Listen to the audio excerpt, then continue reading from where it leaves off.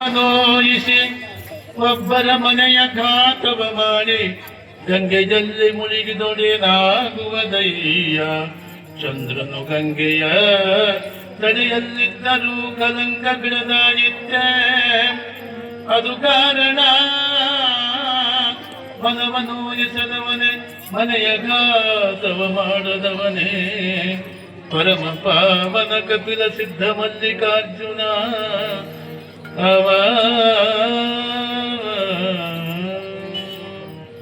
ಸಾಂಬಜೈ ನಮ ಪಾರ್ವತಿ ಪದೇ.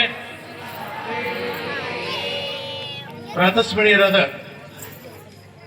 ಬಸವಾದಿ ಶಿವಶರಣರನ್ನ, ಜಗತ್ತಿನ ಸಂತರನ್ನ, ಮಹಂತರನ್ನ, ದಾರ್ಶನಿಕರನ್ನ ಸ್ಮರಿಸುತ್ತಾ 20ನೇ ಶತಮಾನದ ಪ್ರಾರಂಭದಲ್ಲಿ ಜಗತ್ತಿನಲ್ಲಿ ಅತ್ಯಂತ ಮಹಾಜ್ಞಾನಿ, ದೊಡ್ಡ ಜ್ಞಾನಿ ಯಾರಿದ್ದೇ ಇಲ್ಲ ಅಂತ ಅಪ್ರತಿಮ ಜ್ಞಾನ ಇರತಕ್ಕಂಥ ಸಿದ್ಧಾರೂಢರನ್ನು ಸ್ಮರಿಸುತ್ತಾ, ಈ ವರ್ಷ ವಿಶೇಷವಾಗಿ ನಮ್ಮ ಮಠದ ಬಂಧುಗಳು ನೂತನ ಮಠವನ್ನ, ಸಿದ್ಧಾರೂಢ ಮಠವನ್ನು ಕಟ್ಟಿದ್ದಾರೆ. ಬಹಳ ಸಂತೋಷ ಕೆಲಸ.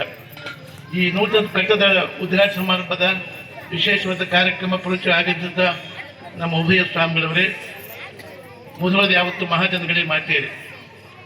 ಸಮಯ ಬಹಳ ಆಗಿದೆ, ನಾನಿಂದ ಬೇರೆ ಕಡೆ ಹೋಗ್ಬೇಕಿನ್ನ.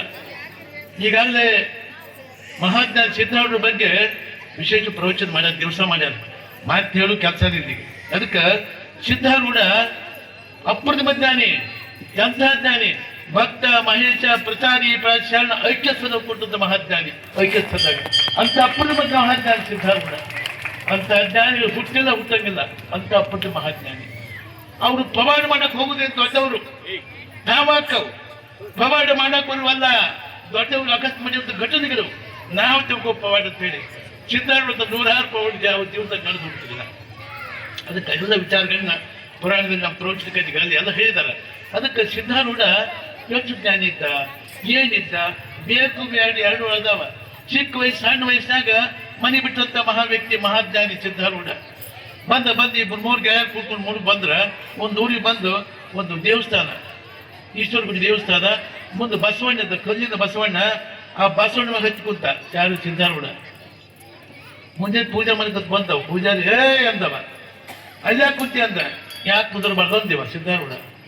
ಯಾಕೆ ಕುದುರ್ಬಾರ್ದಂತ? ಅಲ್ಲೋ ದೇವ್ರು. ಮತ್ ನಾನಿನ್ ಮನುಷ್ಯನ ತಿಳ್ಕೊಂಡಿದ್ದ.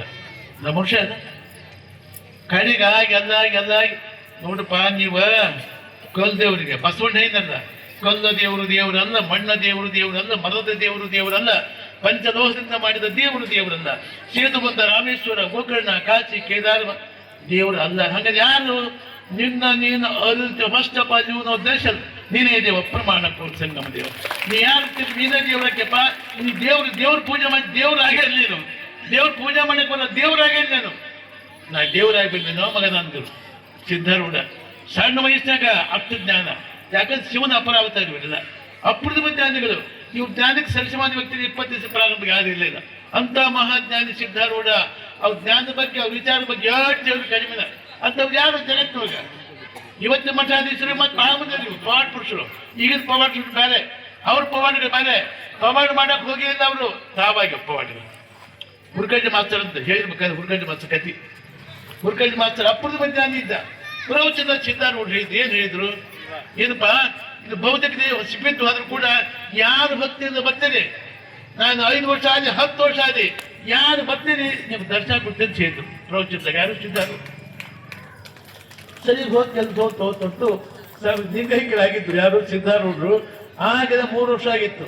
ಅವ್ರು ಗದ್ದಿ ಕಟ್ಟಿ 3 ವರ್ಷ ಆಗಿತ್ತು. ಸಿದ್ಧಾರೂಢ ಗದ್ದಿ ಕಟ್ಟಿ 3 ವರ್ಷ ಆಗಿತ್ತು. ಹುರ್ಕಂಡಿ ಮಾಸ್ತರ್ ಅಪ್ರತಿಮ ಜ್ಞಾನಿ. ಅವ್ರ ಬಗ್ಗೆ ಅಚಲಮಾನ ನಿಷ್ಠಿದ್ದವ, ಅತ್ಯಂತ ಭಕ್ತಿ ಇಟ್ಕೊಂಡವ. ಅವ ಒಂದು ವಿಚಾರ ಮಾಡಿದ. ಅಪ್ಪರು ನಮ್ಮ ಜೀವಿತ ಕಾಲದಾಗ ಹಿಂಗೆ ಹೇಳಿದ್ರು, ನಾನು ಲಿಂಗೈಕ್ಯರಾಗಿ 8 ವರ್ಷ ಆದ್ರೂ ಕೂಡ ಯಾರು ಭಕ್ತಿಯಿಂದ ಬರ್ತೀರಿ ನೀವು ದರ್ಶನ